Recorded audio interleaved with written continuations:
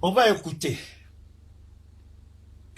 Selon les informations du Canard enchaîné, des émissaires américains ont été envoyés en mission dans plusieurs pays de la région africaine du Sahel. Les Français disent qu'ils ont été trahis. Les Français disent que les Américains les ont trahis. Ceux qui sont habitués à suivre Keïta Cheikh Oumar, qu'est-ce que je vous ai toujours dit? Quelles informations je vous ai toujours données? Je vous ai dit que ma vie d'adulte a été façonnée aux États-Unis, mais pas à l'image des Américains, c'est totalement différent. Et aux États-Unis, j'ai appris beaucoup de choses. J'ai dit, mais il y a une chose que j'ai appris avec les Américains. L'intérêt supérieur des Américains vient avant tout. Et les Américains ont compris. Et je vous ai même dit que j'ai suivi des débats houleux au Sénat et au Congrès.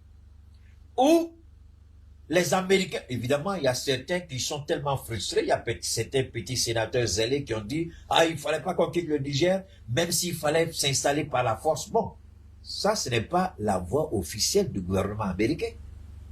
C'est un élu qui a parlé. Il n'a pas parlé au nom du gouvernement. Donc souvent, les gens font cette petite confusion. Un élu peut parler, mais un élu n'est pas... Si vous voulez, c'est-à-dire que si vous prenez seulement en compte les déclarations des élus américains, c'est-à-dire sénateurs ou représentants de la Chambre, je pense que vous allez commettre beaucoup d'erreurs. Parce que eux là, ce sont des fous. Dans leur tête, chacun est son petit président. Donc, il est libre de parler. Donc, est-ce que ce qu'il dit reflète la position du gouvernement américain? Le gouvernement américain, il y a 3 institutions qui incarnent le gouvernement américain, ce que je me permets de comprendre. 3 institutions qui incarnent le gouvernement américain. Il y a la Maison-Blanche, il y a le Sénat, et puis il y a le Congrès. Voilà les 3 institutions qui incarnent. Il y a 2 institutions législatives, qui sont le Sénat et le Congrès, c'est-à-dire les représentants de la Chambre et le Sénat, réunis en session, c'est le Congrès. Et puis, il y a la Maison-Blanche. La Maison-Blanche, elle choisit ses ministres. Quand je dis la Maison-Blanche, c'est le président. Hein. Il choisit ses ministres qui ne sont pas appelés ministres dans le jargon américain, mais secrétaire d'État. Le secrétaire d'État, c'est comme le premier ministre. Le secrétaire à la Défense, c'est le ministre de la Défense. OK? Le secrétaire du Trésor, c'est comme le ministre de l'Économie et des Finances. Donc, aux États-Unis, c'est comme ça marche un peu. Voilà. Je dis tout ça pour que vous compreniez bien ce qu'il y a en jeu. Alors, au Sénat, on dit pourquoi la commission de défense dit il faut faire tout pour retourner dans le Sahel. Ça veut dire quoi?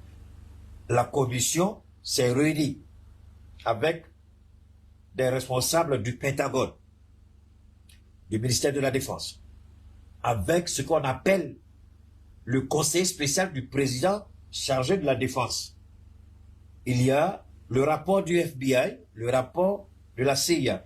La CIA, c'est en dehors des États-Unis. Le FBI, c'est à l'intérieur des États-Unis. Et la NSA, c'est à l'intérieur des États-Unis. Donc, vous avez 2 grands organes de surveillance, ce qu'on appelle, comment ils appellent, mais les Américains ont un nom bizarre là, Big Brother avec quelque chose comme ça, la NSA, hein, qui a les grandes oreilles, la NSA, qui espionne tout le monde. Alors, la NSA, et puis, toutes ces institutions-là sont autonomes, hein, c'est-à-dire que le FBI ne peut même pas donner des ordres sur la NSA. La NSA ne peut même pas parler devant la CIA. Mais de tout cela, la CIA se croit supérieure et au FBI et à la NSA. Mais dans tout ça encore, le président lui-même, il a son cercle restreint de sécurité, le Conseil national de sécurité, qui est présidé par le président. Alors quand le Conseil national de sécurité est présidé par le président, avec des éléments et du FBI, et de la CIA, et de la NSA, et des conseils spéciaux du président, et puis on voit qu'il y a problème, alors, quand on voit qu'il y a problème, donne-moi une seconde là, il y a quelqu'un qui me fatigue là. Alors, c'est eux maintenant, au regard des rapports de la CIA sur l'intensification des communications terroristes. Ils se disent, attention, il y a une planification qui a joué. Mais pour que la CIA puisse avoir ces informations, ou la NSA avoir ces informations, il faut qu'ils aient des hommes sur le terrain. Alors, s'ils ne sont pas sur le terrain, l'interception de communication devient compliquée. Ce qui fait que, vous voyez, quand les Américains ont voulu partir tout de suite, Alassane Ouattara les a appelés en Côte d'Ivoire, de venir installer leur base. Mais en réalité, Alassane Ouattara, il a fait un deal avec eux. Rester en Côte d'Ivoire et puis espionner tout le monde pour sécuriser mon pouvoir. Les Américains, dans un premier temps, comme ils n'ont pas envie de ramasser leur bagage pour rentrer, parce que s'ils ramassent leur bagage pour rentrer aux États-Unis, pour qu'ils ressortent encore, il faut que le Congrès donne son feu vert. Si le Congrès ne donne pas son feu vert, il ne peut pas sortir. Et Biden a peur. Donc, Biden a préféré les garder en stand-by en Côte d'Ivoire. Le temps de trouver une issue favorable. J'espère que je vais faire comprendre, parce que c'est un peu complexe le problème des Américains. Si vous ne comprenez pas trop la politique américaine, ce sont des éléments qui vont vous échapper. Et quand ça vous échappe, souvent, vous avez du mal à faire l'interconnexion entre les événements. Donc, maintenant, les Américains restent en stand-by en Côte d'Ivoire. La question que chacun devrait se poser. Pourquoi alors les Américains viennent en catimini? Ce n'est pas seulement cette fois-ci, regardez ce qui se passe. Le Pentagone envoie des émissaires. Et, ce n'est pas terminé, et le Congrès lui-même envoie encore des émissaires. Le Congrès américain envoie des émissaires. C'est là que la France a crié trahison. La France dit, elle ne comprend pas. Les Américains, elle croyait que les Américains allaient soutenir sa politique. Mais elle ne comprend pas pourquoi les Américains viennent dans le dos de la France pour essayer de sceller des deals avec l'AES. Mais les Américains, ils n'ont pas besoin d'être au Burkina et au Mali. Mais les Américains ont besoin d'être au Niger. Et pour ce faire, il faut que le Niger, même si pour le moment la confédération est limitée à un certain nombre de paramètres, le Niger, si le Niger doit collaborer avec les États-Unis, qui représente la force OTAN, alors que nous travaillons, nous, la Russie, qui est opposée à l'OTAN. Donc vous comprenez que le Niger ne peut pas dire oui ou non sans prendre le temps de réfléchir et de prendre une décision. Et la décision, elle sera collective. Ça veut dire quoi? La décision du Niger, c'est après consultation avec les deux autres présidents. Non pas que le Niger ne peut pas prendre la décision seul, puisque c'est un État souverain, mais le Niger, sur le plan sécuritaire, est engagé dans un combat avec les deux. Et le partage d'informations est crucial à ce niveau. Est-ce que le Niger va accepter d'aller à un certain niveau? C'est pourquoi il est bon d'entendre ce que le Niger a à dire. Mais peu importe ce que le Niger dit. La France crie trahison. La France dit qu'elle s'est sentie trahie. La France s'est sentie humiliée. La France dit que les États-Unis n'auraient pas dû aller dans son dos pour essayer de sceller un autre deal. Parce que le premier deal qui a été scellé, rappelez-vous, ça c'était depuis l'époque de Barack Obama. Et que Donald Trump voulait les enlever. La France d'Emmanuel Macron est allé demander pardon à Trump. Et le Congrès avait dit à l'époque à Trump de réduire l'effectif, mais de ne pas enlever tout le monde parce qu'ils ont besoin de cette base-là pour intercepter les communications des terroristes. Et voilà pourquoi la base a été réduite et la base 101, il y avait 1000 et quelques. Il y a une autre base qui est un peu plus loin à l'intérieur du Niger où il y avait aussi, là je ne sais pas combien, mais toujours est-il que ce sont des bases de drones, des drones qui survolent le Sahel pour récupérer des informations. Ce sont des drones qui sont équipés de logiciels d'espionnage et d'interception de communication. Même en Côte d'Ivoire, ça ne leur servira à rien. Leur base en Côte d'Ivoire leur permettra certes de ne pas quitter totalement l'Afrique, mais ils ne pourront pas puisqu'ils savent qu'ils n'ont aucun droit. S'ils rentrent et violent notre espace, on va abattre leur drone, puisqu'on l'a déjà fait par le passé. Alors, donc, la France dit que les Américains ont trahi. Les Américains n'ont pas trahi. Quand vous avez un président idiot comme Macron, un malade comme Macron, un PD comme Macron, un dévergondé comme Macron, un raté comme Macron, qui est fier de sa petite personnalité maléfique et sataniste, Il croit peut-être qu'il connaît. Il se donne une importance qu'il n'a pas. Je vous invite aussi à aller suivre le débat actuellement. C'est pourquoi je dis aux Ivoiriens, je vais le dire avec un certain sérieux. Hier, j'ai eu le temps de changer avec une Ivoirienne. Je lui ai dit, vous savez, quand souvent je donne des informations sur la Côte d'Ivoire, beaucoup de gens pensent que c'est parce que je n'aime pas la Côte d'Ivoire ou je souhaite que la Côte d'Ivoire soit dans le chaos. C'est absolument faux. Les gens sont idiots. Tellement ils sont bêtes, ils ne réfléchissent pas. Quand vous dites certaines choses, surtout de façon publique, c'est pour amener les responsables concernés à commencer à réfléchir sérieusement, à commencer à comprendre. Nous ne sommes pas Dieu, on n'est pas des anges, on n'est pas des messies. Mais Dieu nous fait la faveur d'avoir certaines informations. Et jusqu'à preuve du contraire, les informations que nous donnons par rapport à la Côte d'Ivoire, et je ne crois pas qu'on ait tapé poteau encore. On n'a pas encore tapé poteau. Même cette histoire de 4e mandat où Chris Yapi, vous avez vu sa dernière publication où il a dit que il a toujours dit, mais je veux dire à mon petit Chris Yapi qu'il a bien regardé. Je ne sais pas si peut-être aller suivre les directs de Keïta, peut-être que c'est un problème pour lui, mais il comprendra qu'il n'est venu qu'après Keïta. J'ai développé ça avant lui. J'ai été le premier à dire qu'Alassane Ouattara aura un 4e mandat. Je n'ai pas dit qu'il va gagner une 4e fois. J'ai dit aura un 4e mandat. C'est différent. Donc, Chris Yapi, tu n'as rien dit de nouveau. Ce qui fait que j'ai certaines informations maintenant, quand il donne, moi, je ne veux plus écouter. Pourquoi? Parce que c'est des choses que j'ai déjà développées. C'est des choses que j'ai déjà dit, donc je ne me sens plus intéressé à aller écouter. Parce que c'est cela du déjà entendu. Mais quelque chose que vous avez développé en long en large, et quelqu'un sort après, il dit, je suis le premier. Vous le regardez. Ici, c'est pas une course de compétition, c'est pas une course de vitesse, c'est pas une course de force, non, pas du tout. Mais c'est d'être réaliste. On peut pas toujours dire c'est moi, c'est un mensonge. Mais qu'il apprenne aussi à dire la vérité de temps en temps. Il n'est pas le premier à toujours dire. Lui, c'est un enquêteur. Je lui ai dit, là où moi je reçois mon information, il ne peut jamais aller là-bas. Moi, je ne suis pas enquêteur. Moi, je reçois ça de l'Éternel lui-même. Quand il me donne, je dis, je n'ai même pas peur. Parce qu'après, ça se vérifie. 4e mandat de Ouattara, est-ce que je ne vous ai pas dit? Après la victoire de Diomaye, bien avant la victoire de Diomaye, bien avant la victoire d'Ousmane Sonko, j'avais déjà parlé de ça. Et après la victoire, j'ai dit, bon voilà, je vous donne la confirmation. Ça là, c'est une raison de plus pour la France pour adouber la candidature de Ouattara. Et souvent, quand vous écoutez les gens, oh là, oh les Américains ont lâché Ouattara, oh les Français ont lâché Ouattara, les gens ne savent même pas de quoi ils disent. Ils ne savent même pas de quoi ils parlent. Lâcher Ouattara? Pourquoi Paul Biya n'a pas... Regardez Paul Biya. Tant qu'ils ne vont pas lâcher Paul Biya, ils ne vont pas lâcher Ouattara. C'est ça que les gens doivent comprendre. Bon, on a un frère ivoirien qui est un peu vers le Canada, qui parle beaucoup. Il dit, bon, moi je le respecte beaucoup, mais dit qu'ils ont lâché Ouattara. Je dis, mon frère, pardon, il faut aller bien chercher ton information. Personne n'a lâché Ouattara. Je vais vous donner des indices. Pour avoir eu la chance, quand même, moi je pense que quand on est à l'extérieur, on apprend beaucoup, hein.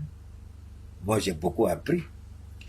Pour connaître à l'extérieur, pour savoir que l'Occident, l'impérialiste, a lâché quelqu'un, c'est dans la presse d'abord que vous allez voir. Parce qu'ils ont un narratif.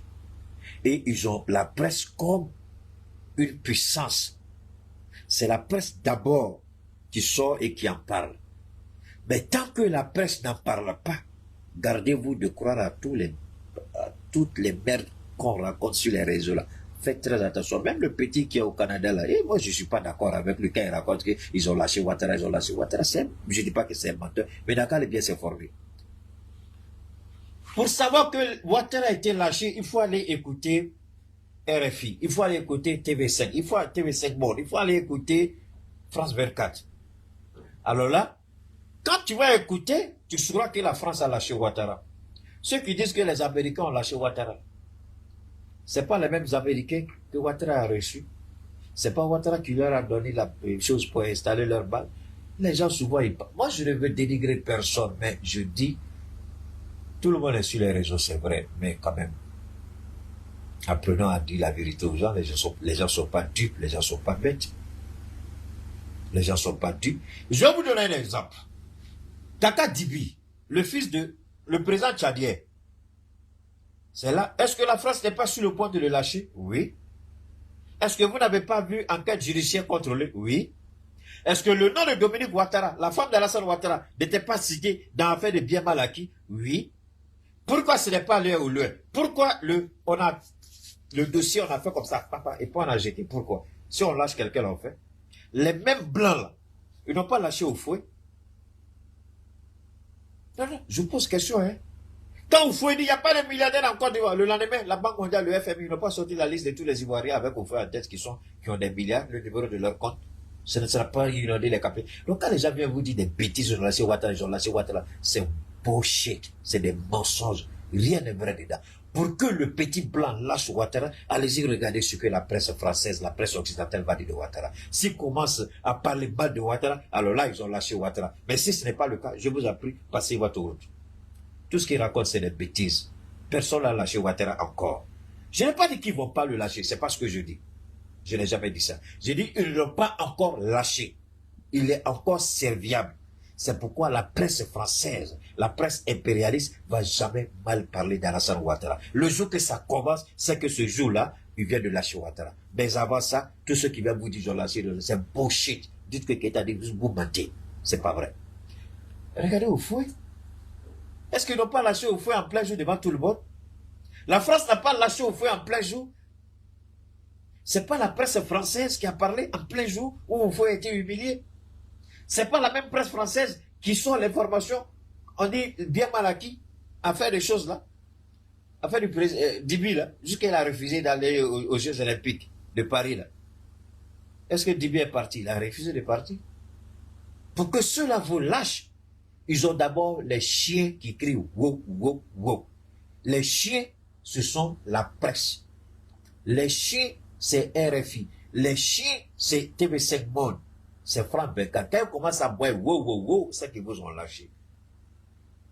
Mais tant que eux, là, les chiens d'aboiement, ils n'ont pas encore commencé à aboyer sur vous, là, c'est que vous êtes encore utile pour leurs intérêts.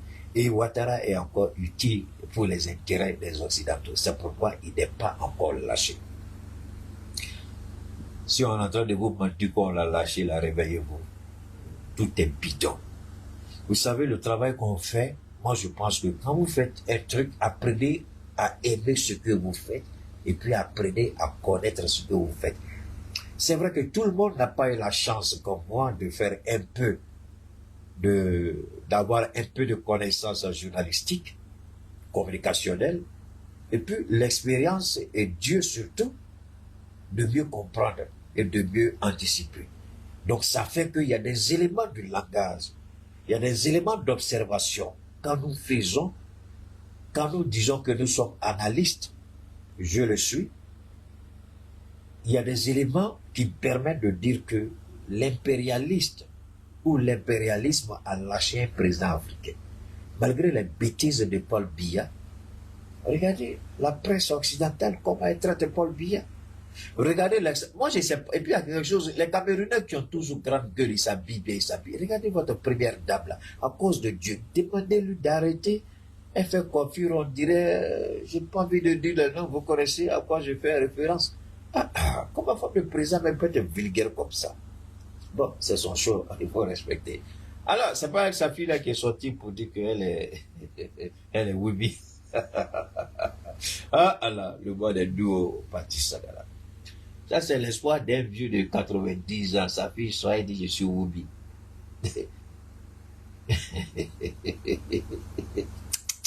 Alors, donc, selon ces déplacements ont notamment été effectués sous la responsabilité du sous-secrétaire américain aux affaires politiques John Bass, Adem Atlanta. La France est sur le qui-vive.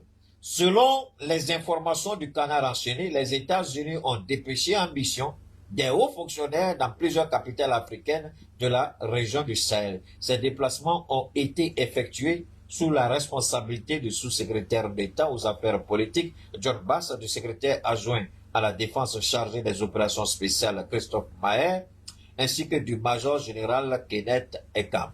Alors, voilà, donc on continue. C'est notre départ que les populations du Sahel redoutent. Ça, c'est des conneries qui racontent. Cette visite est prévue pour se dérouler en toute discrétion, ont toutefois attiré l'attention du renseignement militaire français. Un analyste de l'organisme, a ainsi conclu que le comportement de ces émissaires américains n'était pas très clair. Donc les Américains voulaient faire quelque chose, des rencontres souterraines, sous radar. Mais les Français ont pu intercepter la présence de ces... Parce que, quoi qu'on dise, même si la France n'est plus dans nos pays, n'oublions pas que la France a toujours été là. Depuis la colonisation, après l'indépendance, donc la France a toujours des contacts. Des gens qui sont payés à prix d'or, qui sont sous les radars, qui donnent des informations. Vous ne pouvez pas intercepter une communication, mais vous avez des hommes sur qui vous pouvez compter pour avoir certaines informations. Et la France a toujours ces hommes-là dans nos palais, qu'on soit d'accord ou pas, ils sont encore là.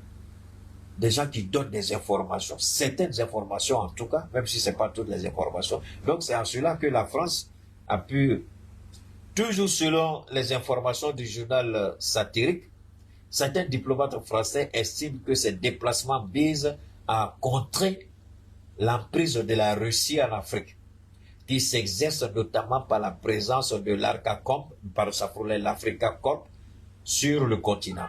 Cette structure paramilitaire pilotée par Moscou et sous la tutelle du ministère de la Défense mène en effet des opérations dans plusieurs pays du Sahel, comme le rapporte Le Monde.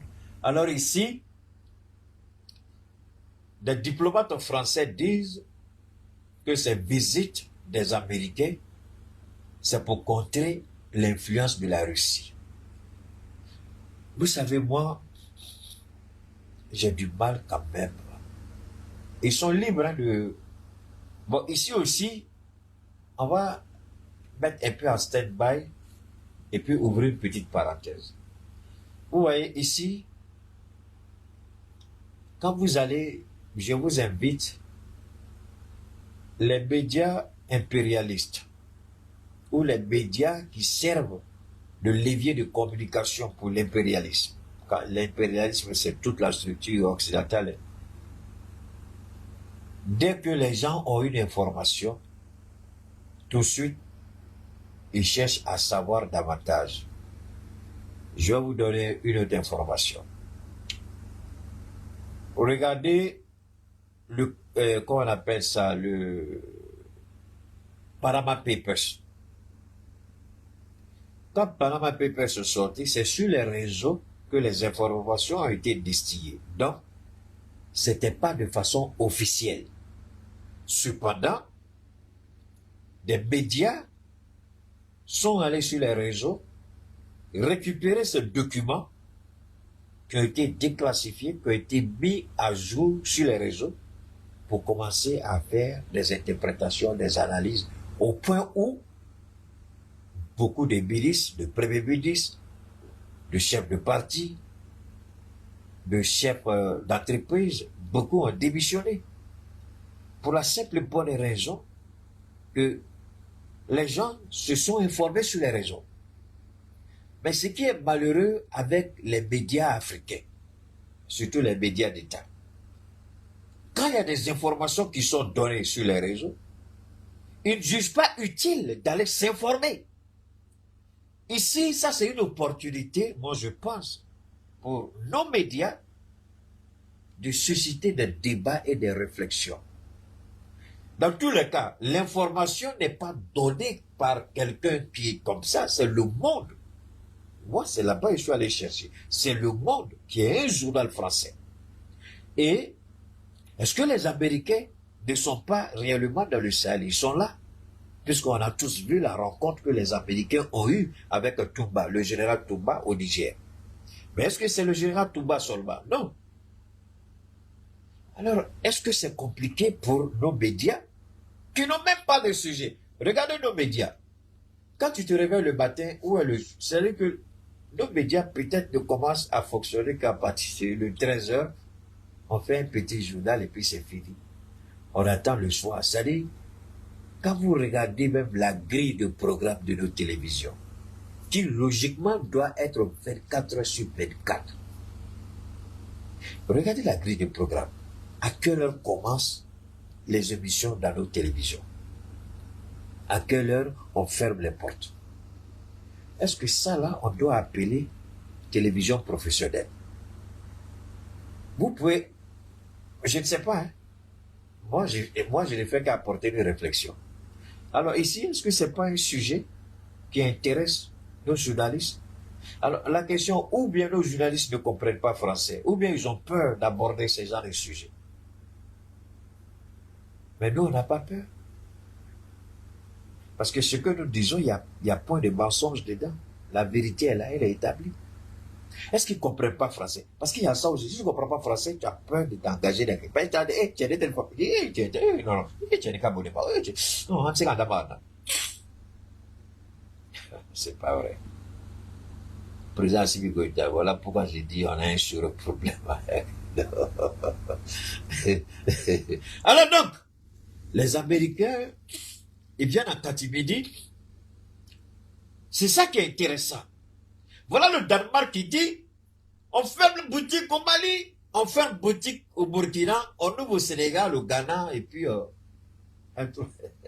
les Américains disent, faites ce que vous voulez, c'est pas notre problème. Ceux-là, nous, on a besoin d'eux. Comme vous êtes des idiots, parce que vous, là, idiots européens, là, autant là, votre force au cerveau. Alors, regardez quelque chose quand même de rigolo.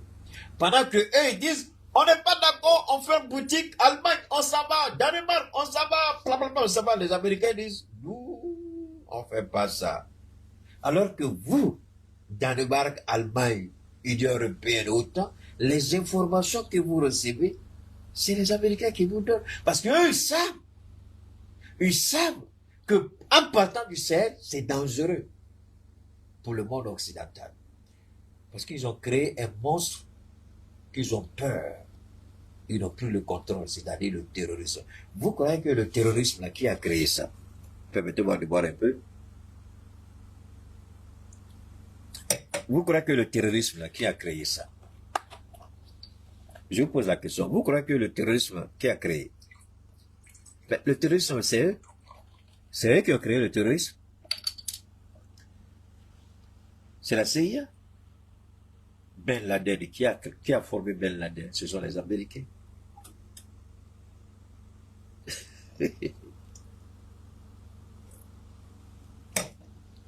Alors non. Alors, maintenant, nous, on vous met la puce à l'oreille par rapport à aujourd'hui. Demain encore, vous allez entendre autre chose. Demain, ils vont venir avec autre chose. Demain, ils vont dire autre chose. Mais la réalité, c'est ça. Ils ont peur.